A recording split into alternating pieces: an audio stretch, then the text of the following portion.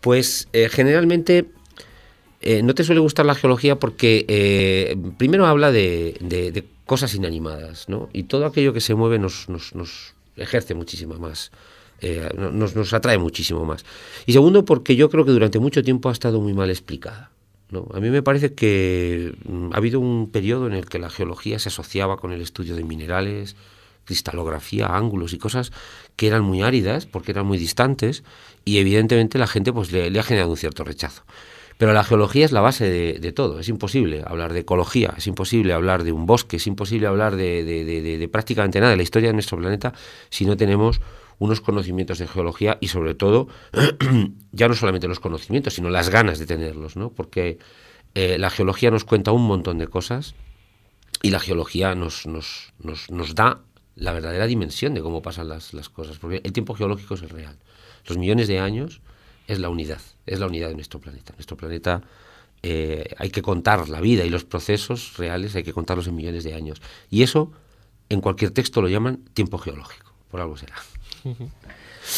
Bueno, pues vamos a empezar hablando un poquito de la situación geográfica de nuestra sierra, ¿no? Nuestra sierra, la Sierra del Guadarrama, empieza aproximadamente en la zona de la zona de Somosierra y acaba, si es que queremos decir que acabe, porque ahí hay una cierta discusión, pues a la altura más o menos del puerto de la Cruz Verde y toda esa. De forma que ahí se forma una pequeña depresión que encaja, que continuándola, ¿no? esa depresión, pasaríamos directamente a la Sierra de Gredos, ¿no? Que sería la continuación natural de nuestra sierra.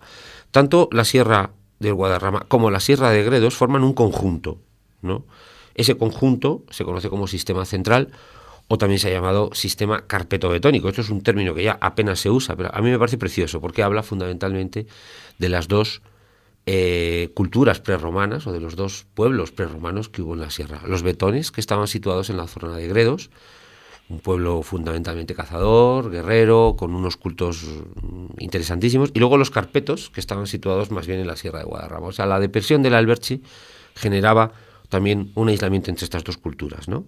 Por eso se llama carpeto betónico, que ya os lo digo, o sea, es una cosa interesante porque no se habla ya en las escuelas del sistema carpeto betónico, ¿no? Y esta es nuestra sierra. Es pequeñita, es modesta, es una sierra baja, el pico más alto es Peñalara, 2.430 metros, no va a ningún lado, pero es, primero, extremadamente interesante desde el punto de vista faunístico, porque presenta una riqueza de fauna muy grande, presenta especies endémicas que solo se dan aquí. Desde el punto de vista de flora, presenta una diversidad enorme. Tenemos que tener en cuenta de que Madrid está situado en una latitud en donde ya empezamos a meternos en la zona de bosque cálido, bosque mediterráneo, que es el que tenemos en el Monte del Pardo, y en cambio, si cruzamos a la otra vertiente, si nos vamos a Segovia, pues ya nos empezamos a encontrar bosques de pinos y ya bosques más fríos, ¿no? Y entonces ahí está situada nuestra sierra, en medio, actuando como una linde entre estos dos ecosistemas tan extremadamente representativos, ¿no? Desde el punto de vista geológico es una sierra muy vieja, es una sierra que ahora vamos a hablar un poquito de su origen, lleva muchísimos años por aquí, ha sido revitalizada con nuevos movimientos orogénicos, pero es una sierra muy antigua, es una sierra que si las piedras de la Pedriza pudiesen hablar, pues nos contarían casi la historia de nuestro planeta, ¿no? O por lo menos la historia de los seres vivos en nuestro planeta. Y otro día hablaremos del aspecto cultural, ¿no? De la gente que la ha vivido, de lo que nos han dejado todas las atalayas, todas las calzas romanas, todas estas cosas que han quedado aquí en la sierra, porque la sierra ha sido un punto muy interesante, a pesar de que se ha descubierto hace muy poquito tiempo, ¿no? Bueno, pues vamos a ver. La sierra nuestra es una arruga en la corteza terrestre, ¿no? Como todas las montañas. Todas las montañas son arrugas producidas por fuerzas, ¿no? que arrugan directamente la corteza, ¿no? Y esas fuerzas en la inmensa mayor parte de las ocasiones son colisiones, son choques. Estos choques son choques producidos por placas tectónicas. Las placas tectónicas son las placas sobre las que están asentados los continentes. Los continentes están hechos fundamentalmente de una roca con un origen no muy definido, que es el granito. El granito pesa un poquito menos que el basalto, que son los fondos oceánicos, y entonces el hecho de que pese un poquito menos es lo que le hace flotar entrecomillado, ¿no? Y este flotar sobre el basalto es lo que le hace que esté un poquito más elevado y se genere ese zócalo que son los continentes. De forma que los continentes realmente tienen una naturaleza geológica distinta a los fondos oceánicos, ¿no? Y luego además estos continentes se mueven. El movimiento de los continentes es algo extremadamente interesante. La primera vez que se plantea, lo plantea Wegener en 1917, 1918, no me acuerdo, todo el mundo, toda la comunidad científica se ríe de él, nadie se lo toma en serio, pero pasa un poco como con Darwin, ¿no? Es una idea que en su momento es demasiado avanzada, la sociedad no la admite, la sociedad no se resiste, pero hoy en día pues todos partimos ya de la base de que los continentes se mueven. Y evidentemente si se mueven por un espacio limitado, como es la superficie terrestre, esto hace que choquen entre ellos. Muchas veces chocan cuando se separan, otras veces chocan cuando se juntan, porque tienen ciclos, ¿no? Y en algunos momentos se reagrupan en un único gran continente que se llama Pangea. Pangea quiere decir toda la Tierra. Pan es todo, Gea, Tierra, ¿no? Bueno, pues nuestro sistema se forma en una de esas colisiones. Para ser más exactos, en un periodo de colisiones que se llama orogenia hercínica. La orogenia es un periodo de estas colisiones en donde se forman muchas montañas. Hemos tenido fundamentalmente dos. Bueno, ha habido varias orogenias, ha habido casi 5, pero las más importantes son 2. La actual, porque en estos momentos se están formando montañas, los Pirineos, los Alpes, el Himalaya es la más joven de todas, y la orogenia hercínica de hace 340 millones de años. Hace 340 millones de años se empieza a producir y hará unos 225 millones de años. Y entonces colisionan, como ya estamos explicando, y fruto de esta colisión se generan pues un montón de arrugas. En la península ibérica, que ahora hablaremos un poquito de lo que pasa con ella, se generan más cordilleras montañosas, pero se genera sobre todo un macizo muy grande. Restos de este macizo, digamos como que las ruinas de este macizo son nuestro sistema central. Este macizo se llama macizo espérico y tuvo una altura muy grande. Sus picos pudieron rondar los picos los 8000 que hay ahora en el Himalaya, ¿no? Pudimos llegar a tener una pequeña cadena del Himalaya o alguna cosa parecida a la cadena del Himalaya aquí durante la orogenia hercínica. Se formaron otras montañas durante la orogenia hercínica. Se formaron, por ejemplo, los Apalaches en Estados Unidos, ¿no? Es fácil identificar a las montañas de esta orogenia porque son redondeadas, son bajitas, pues están muy desgastadas, y sobre todo porque están formadas por granito. El granito, al ser la base de los continentes, en los puntos en donde está fuertemente desgastado es donde aflora, es como si aflorase el hueso, ¿no? O la parte nuclear. El granito es una roca muy dura, por lo tanto tarda bastante en desgastarse y eso también le hace que permanezca en la corteza y que se la pueda ver durante mucho tiempo. De forma que las cordilleras montañosas redondeadas, con picos relativamente bajos y formadas fundamentalmente por esta roca granítica, son fundamentalmente de la orogenia hercínica, son restos de la orogenia hercínica. El norte de Escocia, por ejemplo, también es hercínico, ¿no? Y bueno, esta cadena montañosa, pues se arrasa, evidentemente, el implacable tute de la atmósfera, el hielo, el viento, todo este tipo de elementos geológicos, pero más que geológicos, forman parte del ciclo geológico, que son elementos ya casi atmosféricos.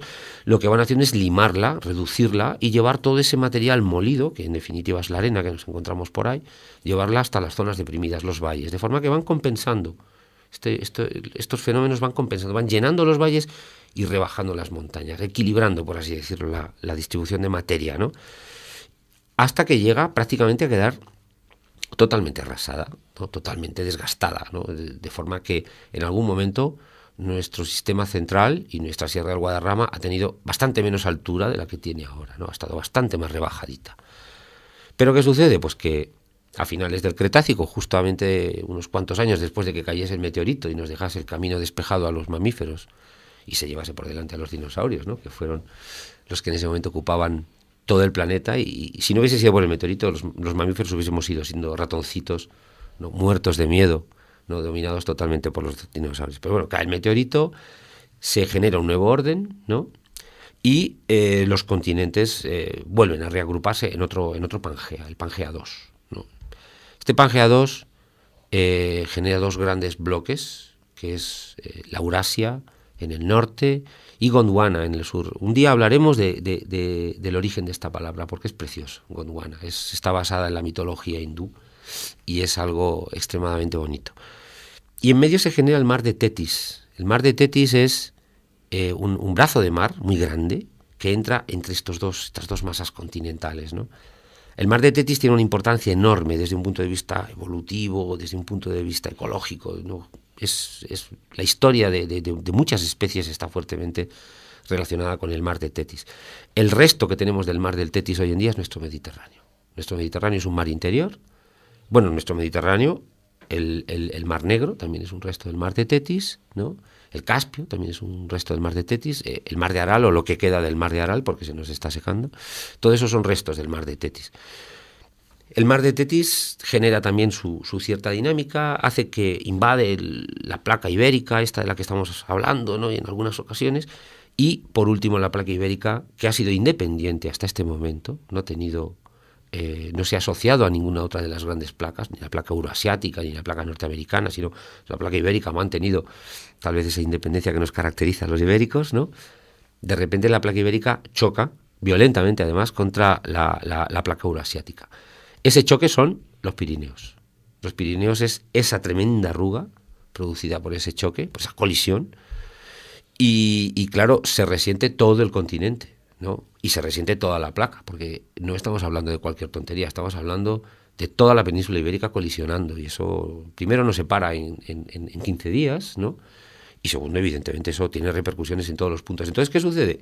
Toda la placa se arruga, y al arrugarse la placa, los puntos en donde ya ha habido cadenas montañosas, como pueden ser los restos de nuestro sistema guadarrámico, o lo que en aquel momento todavía no es sistema guadarrámico, se vuelven a comprimir, se fracturan y se vuelven a elevar. Y esta vez, claro, se elevan a base de pequeños escalones, ¿no? Se rompen y esos escalones lo elevan para arriba. Y eso es lo que tenemos hoy en día. Lo que tenemos hoy en día es fruto de la última orogenia, de la orogenia alpina, y fruto de esta colisión que ha generado, como ya os digo, una serie de escalones, ¿no? Estos escalones, algunos son reconocibles. El primer escalón reconocible lo tenemos, si venimos de Madrid a la sierra, los que vengáis por la autopista de La Coruña, en un momento determinado pasaréis por Torrelodones. Y ahí veréis un valle enorme, bueno, un valle, una fisura, una grieta grandota, justamente al lado de donde está la famosa atalaya de Torrelodones. ¿Cerca del casino, no? Esto está, sí, pasado el casino, perdón, exactamente, pasado el casino. Justo en el punto en donde encontraremos la atalaya de Torrelodones, que es la que le da nombre al pueblo, ¿no? La Torre de los Lodones, que es como se conoce, es una atalaya muy antigua, es una atalaya árabe y una atalaya de vigilancia, que es una construcción preciosa, es de las más bonitas que tenemos en la sierra. Bueno, pues ahí justo, la torre esta está construida en una de las laderas de una enorme falla que hay ahí, un enorme escalafón, que genera ya las dos primeras superficies que tenemos. Madrid está a unos 600 metros de altitud y el resto de los pueblos, Colmenar, El Escorial y todos estos pueblitos que nos encontramos ya a partir de ese punto están rondando unos 800. Entonces ese es el primer escalón. Ese escalón lo podemos ver pues a lo largo de toda la sierra, ¿no? Porque ese escalón, por ejemplo, es también el puerto de Galapagar. Cuando subimos el puerto de Galapagar estamos subiendo ese escalón. En algunos puntos es más alto, en otros puntos es más bajo, porque el suelo no es igual, ¿no? Pero ahí tenemos ya la primera gran grieta, ¿no? El primer gran escalón. Y luego el resto de los escalones los vamos encontrando según nos vamos acercando a la sierra. Uno de ellos es la Pedriza. En la Pedriza se pueden apreciar perfectamente dos niveles, dos grandotes niveles, ¿no? Y del otro lado, ya del lado de Ávila y de Segovia, pues no está tan marcado, pero también encontramos algunas fisuras, algunas grietas y algunas fallas que nos denotan un poquito cómo ha sido esta historia. Los ríos tienden a circular por estas fallas, de forma que nuestro Manzanares, nuestro Guadarrama, todos estos ríos circulan, como se dice vulgarmente en geología, por relieves preexistentes, o sea, relieves que ya existían antes de que el río circulase por allí, ¿no? Y muchas de estas fisuras, muchas de estas grietas son producidas en ese momento, se han producido en este momento, ¿no? Una cosa interesante es hablar de la Pedriza. La Pedriza es una cosa muy singular porque es fuertemente granítica y es un afloramiento ahí muy, muy peculiar. La Pedriza es un sitio con una geología muy, muy, muy interesante. Viene gente de muchísimos sitios del mundo a verla, ¿no? Y la Pedriza no es ni más ni menos que uno de los puntos en donde queda más claro, donde aflora mejor el granito, ¿no? Fijaros, el granito es una roca que conviene que hablemos un poquito de ella. Es una roca que, como ya sabe todo el mundo, está formada por cuarzo, feldespato y mica. Esto es una pregunta que está en el trivial, o sea que esto forma parte de la cultura de todo el mundo, ¿no? el famoso cuarzo feldespato y mica es una combinación interesantísima, porque están todos ahí cristalizados y tal. La mica está actuando un poquito